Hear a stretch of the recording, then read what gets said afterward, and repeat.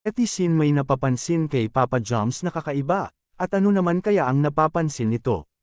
Yan malalaman na natin yan mamaya.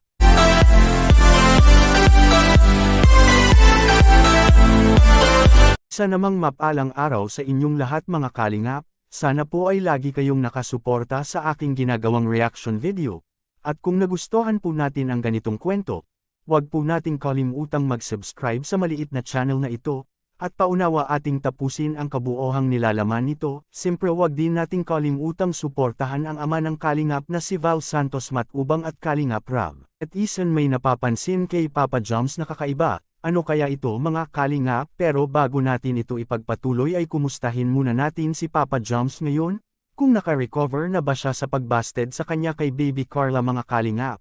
Na mapapansin talaga natin si Papa Joms sa kanyang pag-alis na tila ba'y nalulumbay ito sa kanyang pagkabigo mga kalingap. Alam kong marami ang nag-expect no na sasagutin na si Papa Joms sa mga solid fans ng Jomscarl mga kalingap.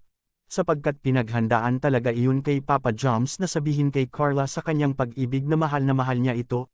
Tiyak na marami ang kinikilig nun sa ginawa ni Papa Joms sa kanyang pagluhod sa harap ni Carla at sabihin ng harapan, na "You will my girlfriend." Siguro kung ikaw nakapanood nun tiyak natatalon ka talaga sa kilig nito na makapigil hininga.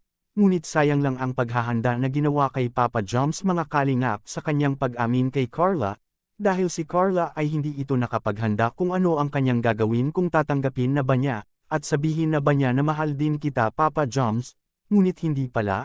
Masakit man isipin ay kailangan na lang tanggapin ito kay Papa Joms at maghintay na lang sa tamang panahon kung handa na si Carla. Kaya advice ng mga viewers at solid fans kay Papa Joms ay sana wag sumuko ito at magpatuloy pa rin kung ano man ang kanilang nasimulan. Sa kabilang dapo naman netizen ano kaya ang napapansin nila kay Papa Joms, na may nag-iba nito sa kanyang sarili mga kalingap na napansin agad ng mga manunood at solid fans ng Jomscarl. Will siguro ang napapansin nila kay Papa Joms ay ang bagong hairstyle niya ngayon mga kalingap. Na bago ang kanyang gupit ngayon na ating nakikita sa video kay Kalingap Rab.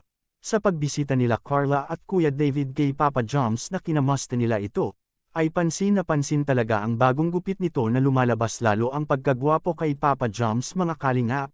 Marami naman ang natutuwa sa pagbisita ni Carla kay Papa Joms sa mga solid fans, dahil pansin nila ay hindi ito mahihinto ang kanilang tambalan at magpatuloy pa rin ito sa paggawa ng mga video kay Kalingap Rab.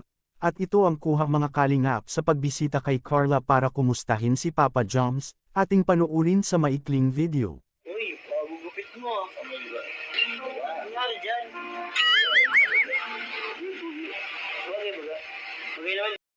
Kayo mga kalingap anong magandang masasabi nyo kay Papa Joms sa kanyang bagong hairstyle ngayon? Please comment and God bless us all.